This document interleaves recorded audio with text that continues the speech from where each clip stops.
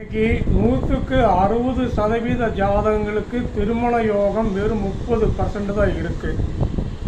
திருமண தோஷத்தை குறிக்கக்கூடிய சிறு அளவிலான தோஷம் இருந்து கூட முன்னோர் தோஷம் அமைஞ்சிருச்சுன்னா அந்த ஜாதகத்தை கல்யாணம் பண்ணுறது ரொம்ப கஷ்டம், மிக மிக சிரமம்.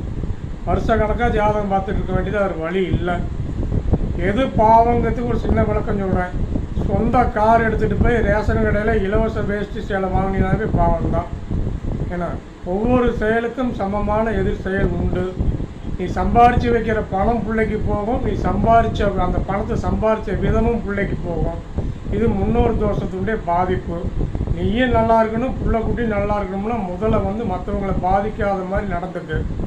சிறு அளவிலான சுயநலம், உன்னுடைய சுயநலம் பிறரை பாதிக்காத அளவுக்கு செயல்படு, அதுதான் நல்லது. இல்லைன்னா சமுதாயம் குப்பைன்னு குப்பையாக கேடு கட்ட குப்பையாக தான் போயிட்டுருக்குது.